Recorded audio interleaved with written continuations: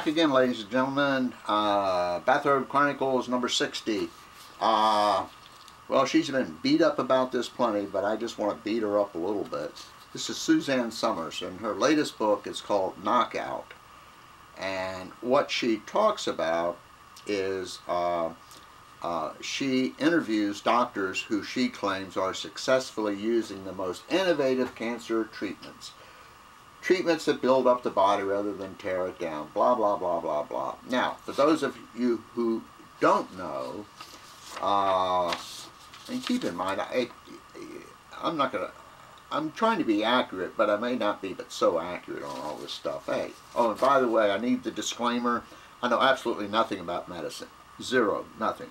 I never have had a class on physiology, biology, chemistry, you name it, I haven't had it. No science, nothing, zero. I know nothing, okay? Keep that in mind. So, excuse me. Anyway, Suzanne Somers, as I understand it, is it Somers or Summer? Somers, S-O-M-E-R-S, had breast cancer, and she had a lumpectomy, and she also had radiation. Now, it's my understanding that breast cancer, you have a lumpectomy, you have radiation, and then if you have chemo, supposedly that gives you a 5% better chance of not getting cancer somewhere else. So a lot of people, I guess, prophylactically, I'm sorry, take the chemo, you know, just sort of hedging their bet, so to speak.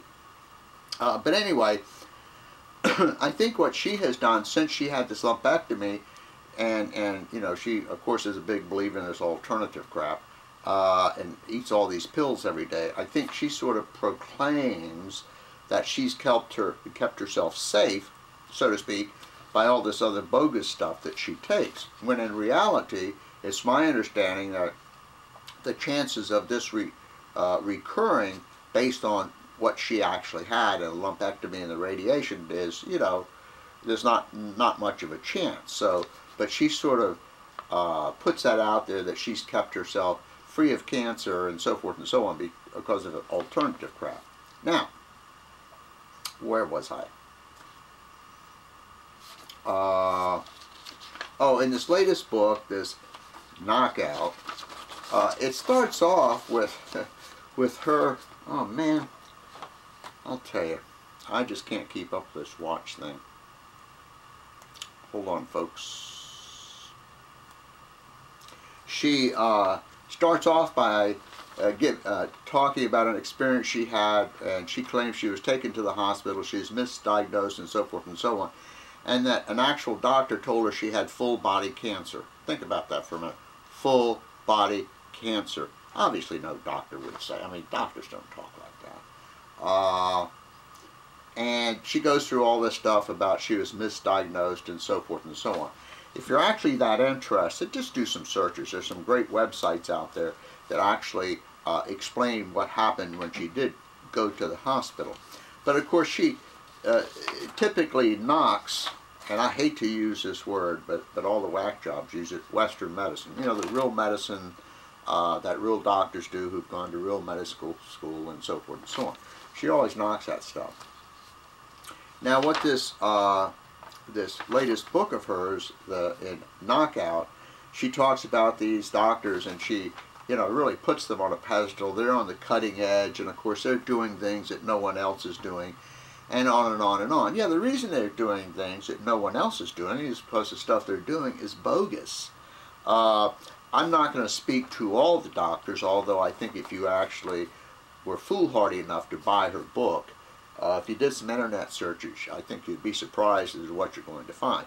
I'm just going to pick one doctor, and I think his name is Gonzalez. Yeah, he has this Gonzalez protocol. Now, he actually did a trial, a real honest-to-gosh, legitimate trial that NIH funded, of all things. And what happened was his procedure is some of his folks who were receiving his treatment, Gonzalez protocol, they were taking 130 to 175 capsules a day. They were having frequent coffee enemas, and on and on. Long and short of it, his did far worse, and this is documented, this isn't me, than folks that had conventional treatment. This was for pancreatic cancer. I know nothing about cancer, I know nothing about any of this stuff, but evidently this is one of the world's worst. You get it, you die, and that's it. So he had these poor people who had this terminal condition and putting them through all this crap and taking all these damn pills and everything else. But I think if you actually buy her book, as I said, if you're foolhardy enough to buy her book, and you look up all these doctors, you're all just going to find that some or all of them have been in trouble before with their methods. And sometimes people tout these guys as, oh, they're on the cutting edge and they really know what's going on, and the medical establishment won't let them be heard because they're protecting the pharmaceutical companies, and on and on and on. Now the pharmaceutical companies, some of them are real scumbags and they do some things they shouldn't do. There's no question about it. However, where would we be if we didn't have the pharmaceutical companies coming up with these, I don't like to use the word miracle, but miracle drugs? Come on, folks. Yeah, they do some really bad things. I'm sure they have research that shows something doesn't work and they don't publish that, and you know, they do other things like that, which isn't very nice, and some of it I'm sure is against the law, and I'm sure they get fined at times. But where would we be without them? And the work that they do in discovering all these new medicines and things. I mean, where would we be? Was Suzanne Somers out here, you know, eating bark off a tree or something? But anyway, where was I? I'm getting ahead of myself or behind myself. Now, for some of you people, and hey, I'm the same as you guys, honest. I don't know anything you don't know. We oftentimes think it's in a book. How can they publish something that isn't true? Well, it's simple. They do. They publish stuff that's not true. That's all there is to it. It doesn't have to be true for you to call it true. You just publish it. And also, you have, I forget how many, 5 or 6 doctors in here who are on the cutting edge, or whatever. And you're saying, well, gosh, these are real doctors. Yeah, they're real doctors. They went to medical school. That's the only thing that's doctor about them. But don't get caught up. I mean, let me ask you a question. Seriously. Let's say you had an accounting problem or a tax problem.